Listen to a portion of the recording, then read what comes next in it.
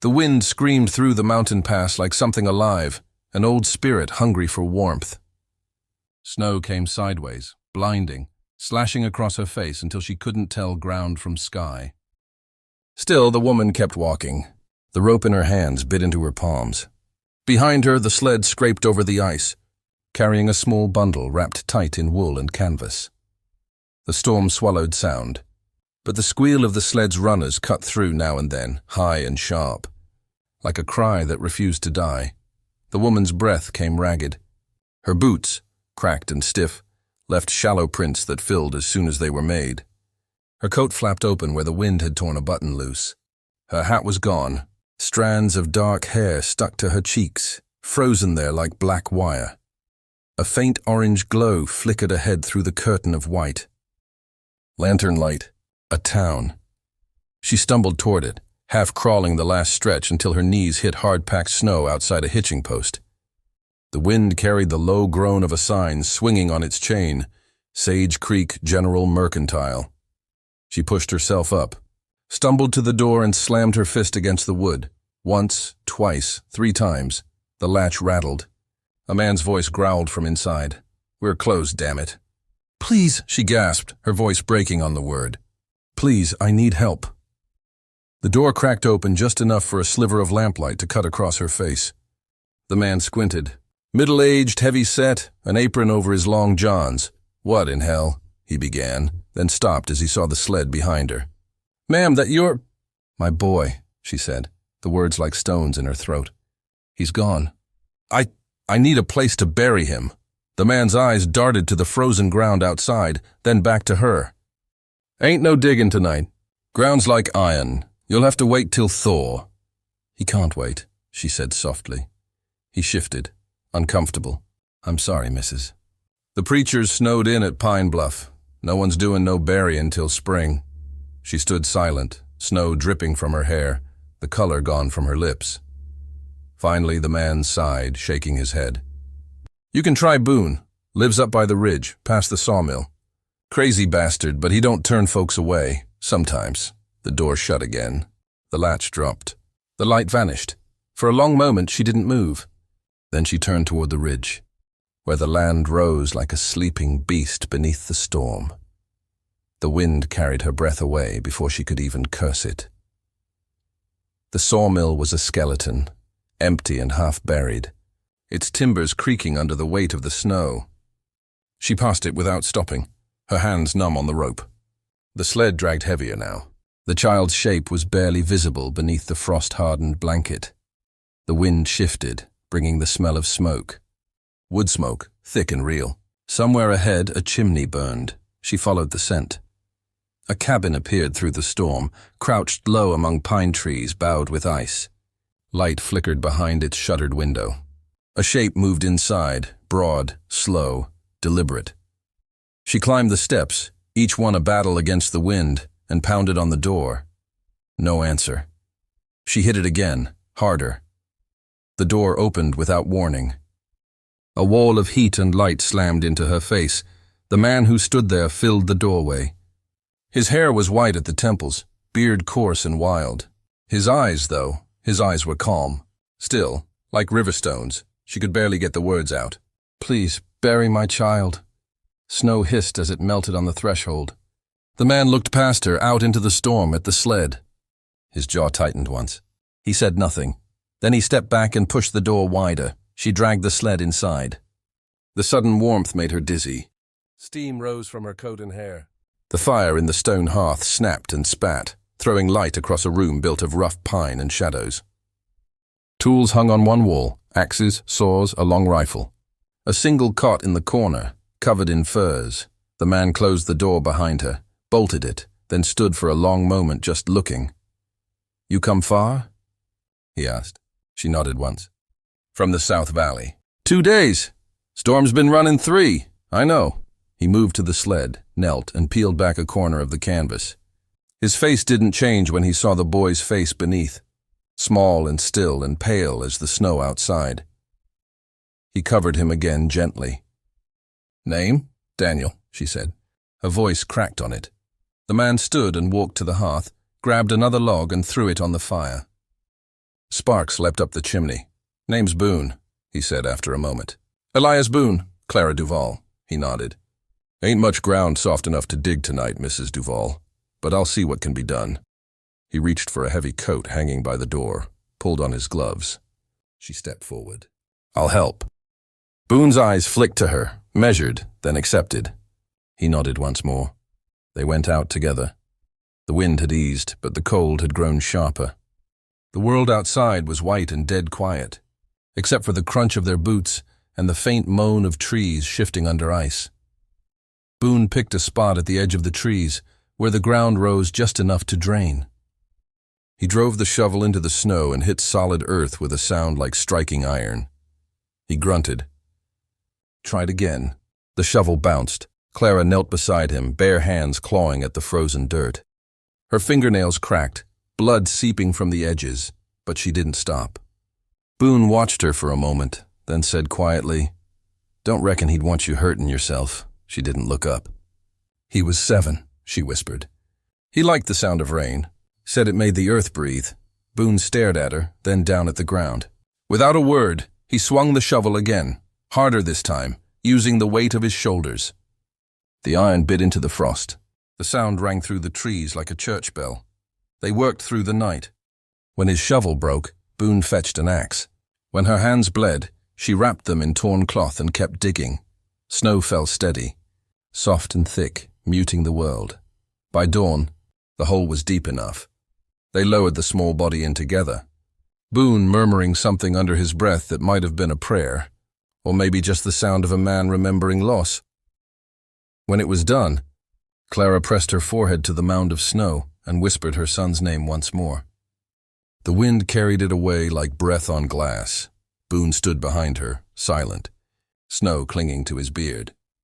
From somewhere beyond the ridge came the faint echo of hooves, 3 of them, slow and steady through the frozen dawn.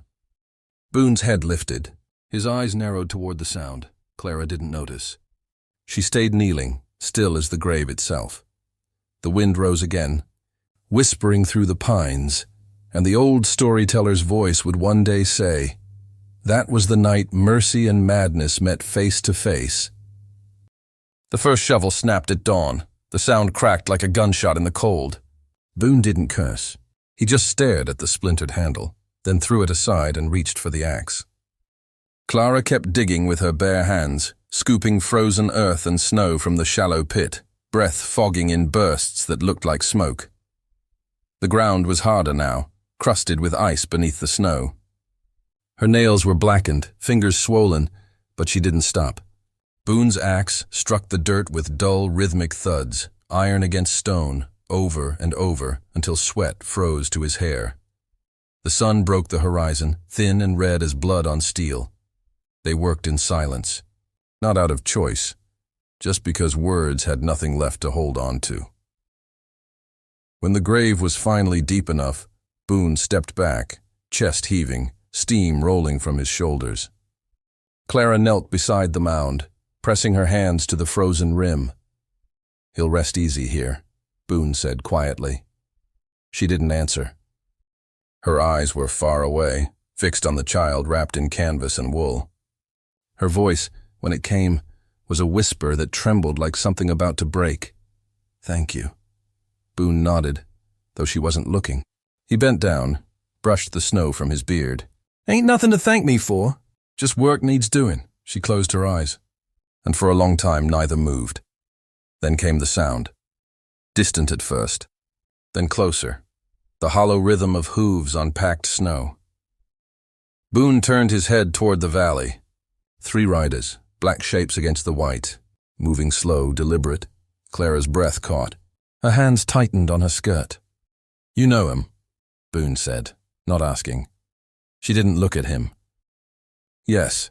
The riders crested the rise and came down toward them, horses snorting, breath pluming in the cold. The lead man wore a buffalo coat and a grin too wide for the morning. "Well now," he drawled, reining in. "Ain't this a sight?" Boone stepped forward, the axe still in his hand. "You're trespassing." The man ignored him. His eyes were fixed on Clara. "We've been looking for you, Widow Duval. You left us a long trail." Clara's face didn't move. Only her eyes shifted, cold and sharp as glass. "You should have stopped following," the man laughed, a rough sound like gravel in a pan. "You got some nerve showing yourself again after what you pulled. Half the bounty money gone, half my men dead, and you playing widow in the hills." He looked down at the grave. "Burying another one, are you? Guess that's all you're good at." Boone's voice cut through the wind. "You best ride on." The man turned slowly toward him. "And who might you be?" "Just a man trying to keep the snow clean." A flicker passed through the outlaw's grin.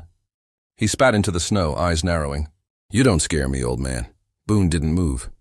His silence said enough. The lead rider tugged his reins. "We'll be back by sundown, widow. Either you come with us, or we'll drag what's left of you." He turned, signaling his men, and they rode off. Hooves churning powder. Clara stood motionless until the sound faded into the storm. Then she dropped to her knees beside the grave, one hand over her mouth. Boone watched her for a while, then set the axe down and knelt beside her. "You should have told me. Would it have changed anything?" He thought about that. "Maybe not." Her breath came fast. "They won't stop." "No," he said. "Men like that don't." She looked at him then, really looked. "Why help me?" He shrugged, eyes on the horizon. "Ain't helping you. Helping the boy.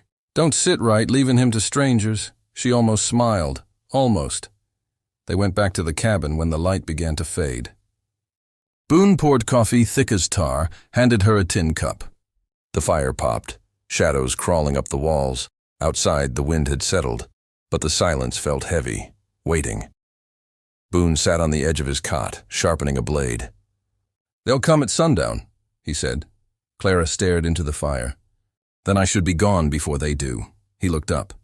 "You can't outrun the storm or men that live off blood. I've done it before." His eyes lingered on her. "You carrying a gun?" She didn't answer. Boone nodded slowly, turning the knife in his hands.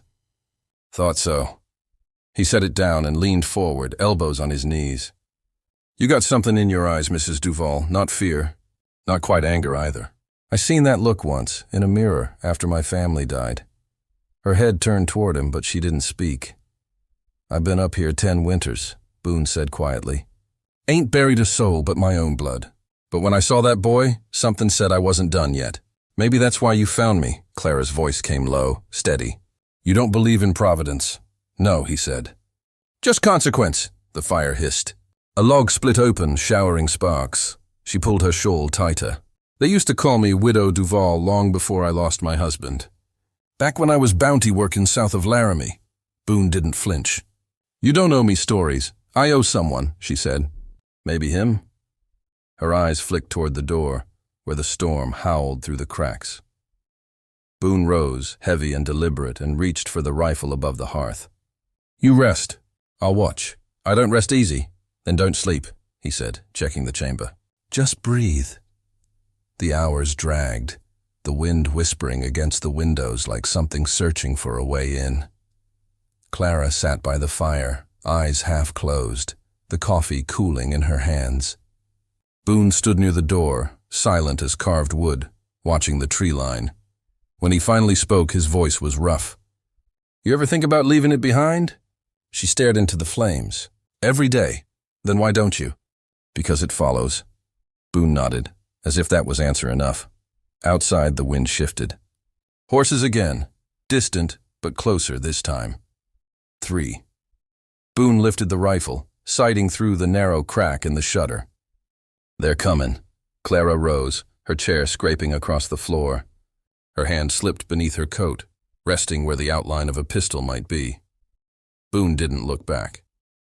"Stay inside. If they mean harm, they'll find enough of it here." Her voice was quiet but cold. "If they mean harm, they'll find me." Boone's eyes flicked toward her, surprised, then respectful. "You ever shot a man, Mrs. Duval?" The wind pressed against the walls, rattling them. She met his gaze steady. "Once or twice." He gave a small nod, the kind men give when truth confirms suspicion. The hoofbeats grew louder. Boone chambered around, the sound metallic and final. The firelight danced across their faces, hers hollow but fierce, his calm but unreadable. Outside, 3 shadows stopped at the edge of the clearing. The mountain man and the widow waited in silence, snow thickening between them and the storm's howl, and somewhere in that stillness, something old and dangerous began to breathe again beneath the frozen ground. The first gunshot shattered the window. Boone dropped to one knee, rifle already up, glass raining across the floor. The fire jumped, shadows flaring wild. Clara was beside the hearth, pistol drawn before the echo died. Down, Boone barked. She didn't move. Outside, the storm howled louder, wind driving snow through the broken pane. A second shot tore through the doorframe. Splinters bit Boone's cheek. He fired back once, just once, and the sharp crack vanished into the wind, then silence. He breathed hard, the sound heavy in the cabin's tight air. The smell of powder drifted through the smoke. "Two still moving," Boone said, eyes at the window. Clara slid along the wall, shawl torn, her pistol steady in both hands. The third circling. He looked at her, saw the calm there, not fear. Just the hard, cold steadiness of someone who'd been in this place before. "Been a while, huh?" He muttered. Her voice was low. "Too long." The wind fell still.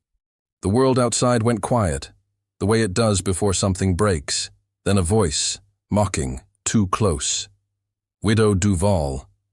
You in there with your mountain pet?" "I told you we'd come." Boone's jaw tightened. "Stay behind me." But she was already moving toward the door. He caught her wrist. "Ain't your fight no more?" Her eyes met his. Gray, distant, hard. "It's been my fight since before you knew my name." She pulled free. Boone exhaled through his nose, the sound half a growl. He racked another round. Snow swept in when the door swung open. The world outside was white and red all at once. Snow swirling, torchlight burning in the wind. The three men had returned. Two on horseback. One standing, grinning through his beard. He raised his gun. "Told you we'd be back." Clara stepped out barefoot into the snow. Her hair whipped across her face. "You shouldn't have." The man laughed, loud and wild. "You ain't got the stomach for it anymore, girl. You're just a ghost in a dress." Boone came up behind her, rifle leveled. "You can leave alive." "That's your last offer," the outlaw spat.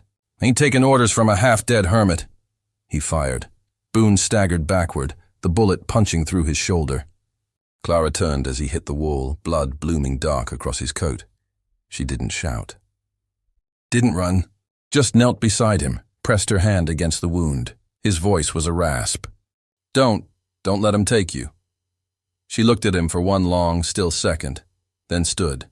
The storm roared around her as she walked out into the open. The men laughed again. "That's right, widow. Come say goodbye proper." She stopped beside the half-buried sled. Snow had swallowed most of it. Only the edge of the canvas showed now, her boy's grave. Her hand went to her coat, to the small holster hidden beneath the fold. The outlaw's grin faded when he saw the glint of metal. The pearl handle caught the torchlight like a ghost, turning its head. "Well, hell," he whispered. "You still got it." She didn't answer. Her thumb pulled the hammer back, slow and deliberate. The sound carried clear as church bells. The man's smile broke. "She's bluffing."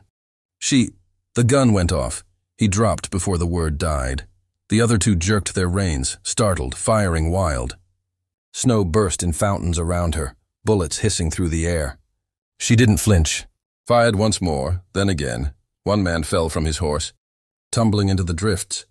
Blood blooming through white powder. The last turned to run, but Boone, bleeding, half conscious, had dragged himself upright in the doorway. His rifle cracked once. The rider pitched forward, limp, then silence again. Only the wind moved. Clara stood there a long time. The pistol still raised, her breath coming in white bursts. Boone limped toward her, hand pressed to his shoulder. "You—" he started, but the words failed him. She looked back at him, the cold light of the storm catching her face. "It's over," he shook his head. "No, not for you." Her hand trembled once before she holstered the gun. The sound of the hammer easing down was softer than a sigh. Boone reached the body of the man in the buffalo coat, crouched slow, grimacing. "You knew him?" "I knew all of them," she said quietly. "Once." He looked up at her. "Why didn't you tell me who you were?" She stared at the gun in her hand. "Because I'm not her anymore." Boone's breath came hard. Don't change what you done. No, she said. But maybe it changes what comes after. The wind lifted, scattering snow across the bodies. The torches guttered out one by one. Boone leaned against the sled, face pale. You got to go. Town'll come when they hear the shots. She knelt beside him, tore a strip from her shawl, pressed it to his wound. I'm not leaving you. His eyes met hers, steady, gentle, already dimming. Ain't about me. Never was. She swallowed hard, blinking against the wind. You saved us. He gave a faint, crooked smile. Didn't save no one. Just bought you time. She gripped his hand, rough and cold. Then I'll make it count. Boone's eyes closed for a moment. You bury him proper this time, he said softly. And maybe me too, her throat tightened. Don't you talk like that. But he didn't answer. His breath slowed, then steadied again. Barely. She looked toward the gravesite, the child's mound, now half hidden beneath snow and blood. She picked up Boone's rifle, checked the chamber, then set it across his knees. The wind wailed low through the pines, carrying the smell of gunpowder and pine sap. When she turned back to him, her voice was calm, almost tender. You hold on till morning. He managed a nod. She walked to where the outlaws lay, her boots sinking deep. One still breathed, gurgling through the blood on his lips. He looked up at her, eyes wide, pleading. She aimed, but didn't fire. You'll tell the world what happened here, she said. Tell them the mountain took you. He blinked, choking. Who are you? She holstered the Colt, looked past him toward the grave. Nobody. The wind rose again, sweeping across the clearing, erasing the tracks, covering the bodies in fresh white. By the time she stepped back into the cabin, the storm had swallowed the world whole. Boone sat slumped near the fire, pale but breathing. His gaze followed her as she shut the door against the storm. Outside, the snow kept falling, soft and endless, soaking into the ground where the blood still steamed. And the old storyteller would one day say, that was the night the earth drank 3 men and a secret, and the mountain learned her name. The shovel bit into the frozen ground with a sound like bone splitting. Clara didn't stop. The handle tore the skin from her palms, but she drove it down again and again and again until the frost broke and dark earth gave way beneath the snow. The sky above her was still the color of iron. Morning hadn't come. The storm had spent itself, leaving only silence and the slow whisper of the wind through the black pines. Boone lay a few yards away, propped against a stone, wrapped in his old blanket. His breath came in shallow puffs that fogged the cold air. Save your strength, she said, not looking up. He gave a rough laugh that sounded more like a cough. Ain't got much left to save. She stopped digging. Her fingers flexed around the wooden handle, blood freezing in the cracks of her knuckles. I'll get you warm, she murmured. Boone's voice came quiet, steady despite the pain. Ain't no warmth left up here for me, Clara, she turned then. Snow had gathered in her hair, her cheeks raw from the wind. The firelight from the cabin flickered behind her, painting the snow red and gold. You stop talking like that, she said. You ain't done yet. Boone's gaze moved past her, to the small grave she'd already dug days before, the one marked by a cross of rough branches. The boy's grave. You bury me beside him, Boone said softly. Man ought to rest where he tried to make something right. Her throat worked, but no sound came. She looked away, jaw tight, breath shaking through her nose. You listen to me, she said finally. You don't get to leave me here, he smiled barely.